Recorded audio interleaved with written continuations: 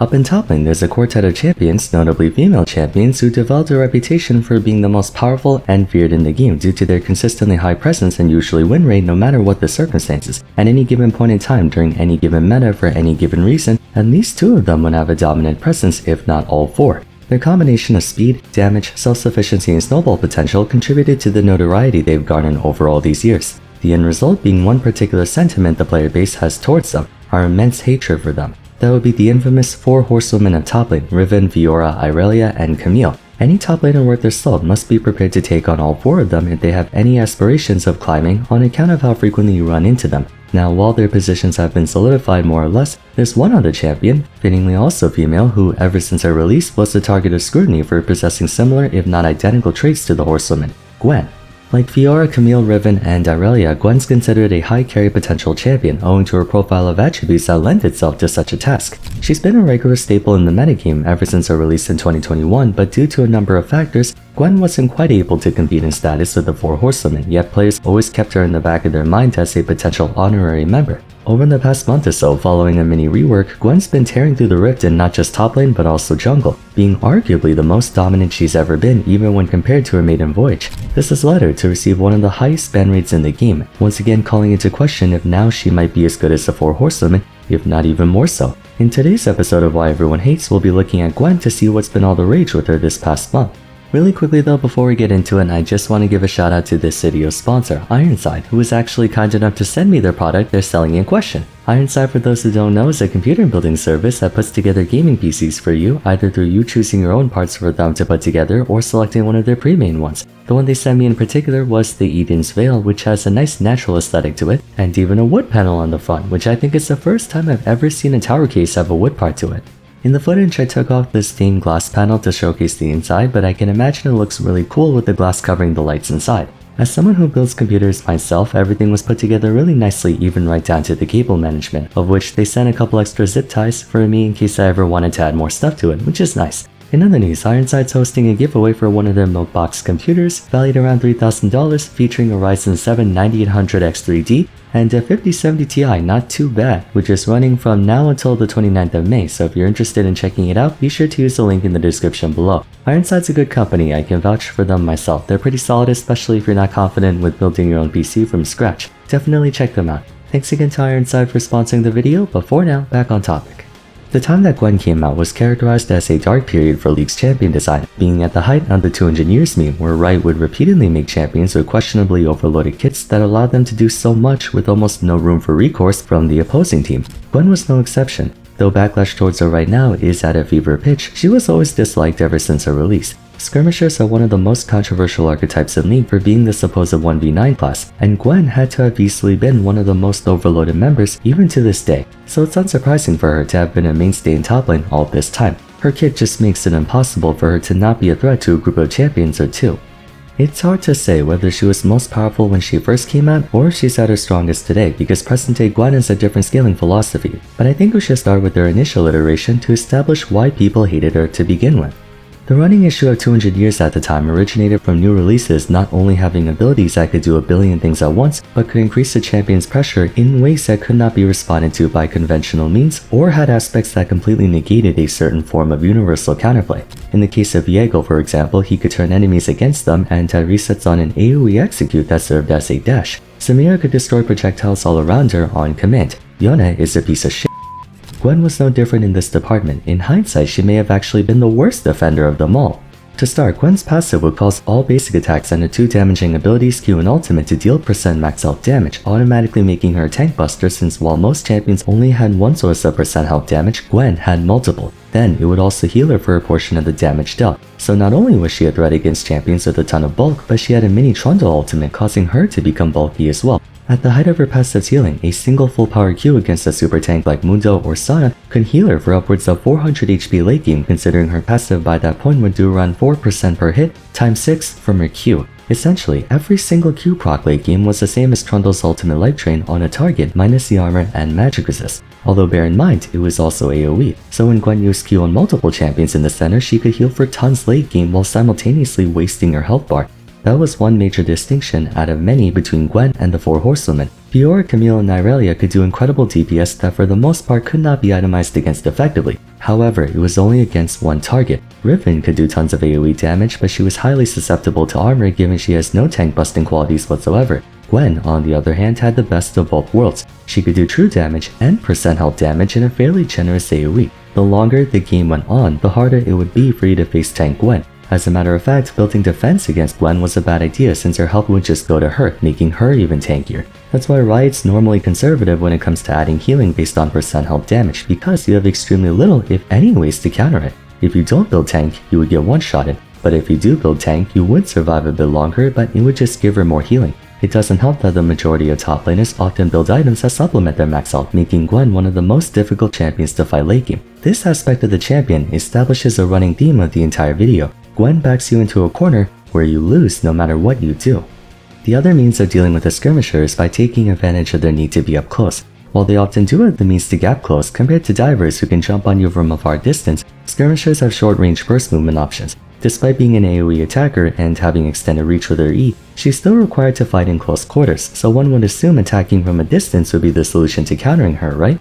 Theoretically yes, but practically no. You guys know what I'm referring to. Hollow Mist creates a friend zone around her, as I like to call it, that renders her untargetable from any hostile units outside of the area. So if you thought to poke her down or kite her for 4 seconds, it used to be 5 by the way, you could not, and she could reposition Hollow Mist once, giving her some legroom in chasing people down while still remaining untargetable. The thing is, Hollow Mist has a fixed location, it's not proximity based like Xinjiao's ult. Gwen can use this to her advantage by standing right on the edge of her W. She could be standing right next to you in point blank range, but still be untargetable since in the eyes of the game, technically you're standing outside of her friend zone while she's in it.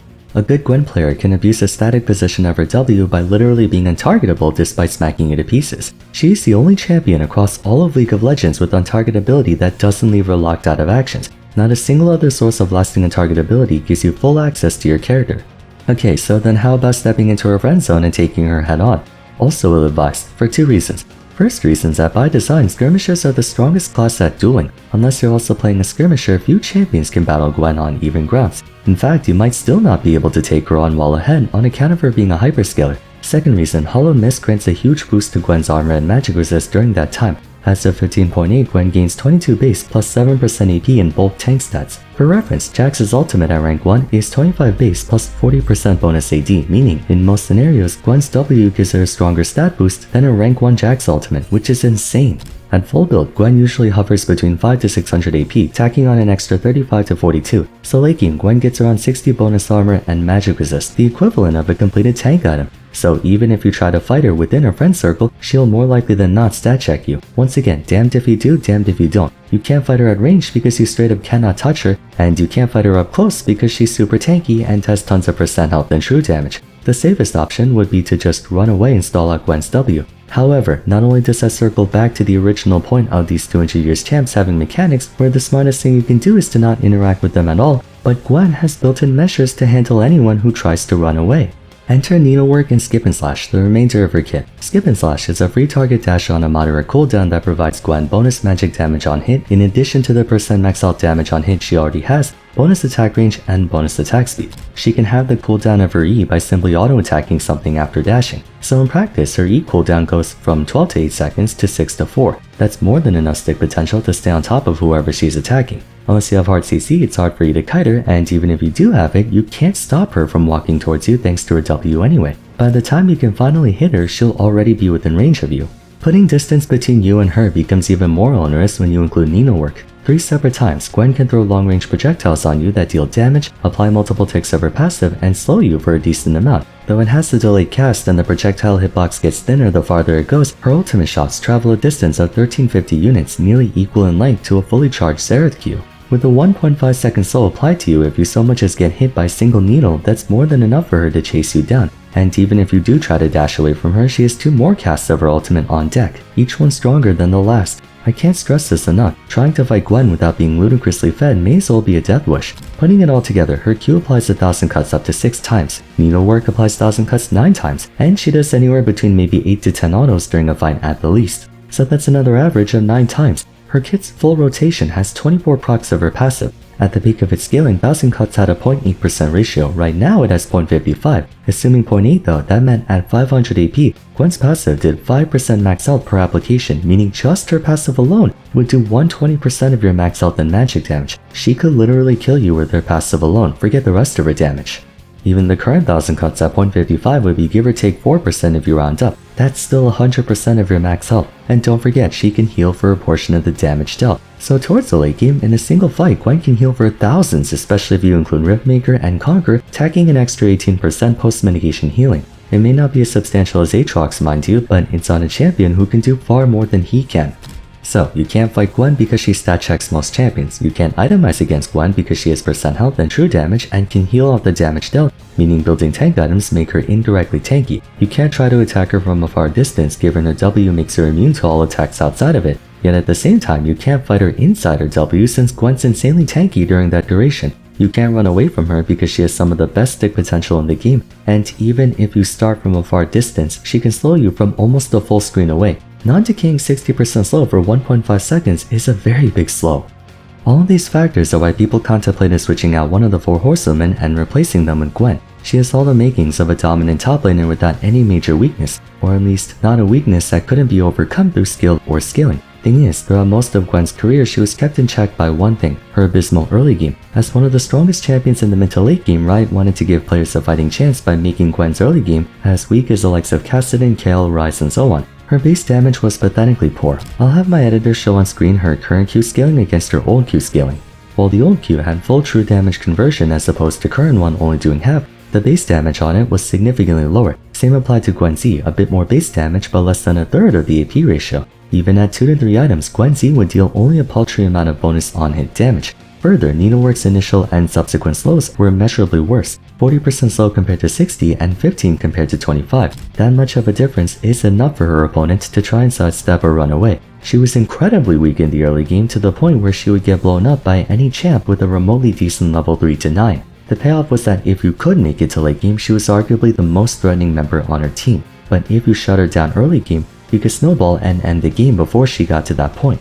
Following Gwen's recent changes though, what they did was make her less of a late game sustained fighter who excels in drawing out fights against bulky enemies and made her someone who could fight anyone at any time. Over the years, they've continuously divested power budget from her 1000 cuts and Q true damage, then reallocated it back into her base kit to pump her numbers up, making it so while her late game isn't as 1v9 anymore, she's much more capable in the early to mid game and also better against squishy champs. For starters, base stats, Gwen used to have awful base health and armor for a melee skirmisher. Now she's more in line with every other melee top laner in the game. 1000 cuts lost a lot of AP scaling on the max health damage and it doesn't heal as much as it used to. But like I mentioned, they took that power budget and reinvested it back into her base damage, which you can see on her Q. Snip Snip now only does half the true damage on the center line, but they gave a lot more base power to her final tick of damage, meaning even a 2 or 3 stacks Q will hurt a lot, and it also makes her less reliant on her passive to deal damage, giving her a stronger early game. Hollow Mist also gives more base armor and magic resist than it used to, while also getting a higher AP ratio for better immediate value. Same for Skip and Slash, way more bonus magic damage on hit, and the cooldown is now flat 50% as opposed to scaling based on rank. Finally, Needlework was adjusted to make rank 1 and 2 much better, namely that it's a flat 60% slow across all ranks instead of 40 to 60, which helps in not just giving her better stick potential but also lining up her second and third cast. Plus, she can use it to run away better as well. Typically, champions can overpower 30 to 40% slows through Swifties or other stuff, but 60% is when it starts to really bog you down. The end result is that Gwen not only became a much more consistent top laner, but she's now also much better as a jungler thanks to having better early game ganks with the help of her E cooldown and ultimate slow buff, as well as giving her a faster early game clear and making her less vulnerable against predator junglers as she can now put up a fight. Overall, while late game Gwen no longer insta-wins the game, she can now reach mid to late game more often per game than she used to, resulting in a net positive and in her getting more opportunities to force the enemy team into those aforementioned catch-22s. Only compared to the 4 horsewomen who are mostly isolated to top lane, Gwen can jungle, making her an impressive force in 2 roles, which is why she's had such a high ban rate over the past month and change. Top laners and junglers are trying to keep her away. Basically, in attempting to make her feel less useless in the early game, Riot kinda stripped away the one true weakness Gwen had, that being a subpar early game, leading to a situation where forget being on the same level as the 4 horsewomen, Gwen might be even stronger than them. Anyway, that concludes my video on why everyone hates Gwen. Leave your thoughts in the comments down below whether you agree or disagree with my points. But for now, if you enjoyed the video, a like and subscribe would be much appreciated. Don't forget to follow me on Twitter at VarsFam, join my Discord server, and check out my other Why Everyone Hates episodes if you haven't yet. But till next time, thanks so much for watching, and I look forward to seeing you again soon. Take care.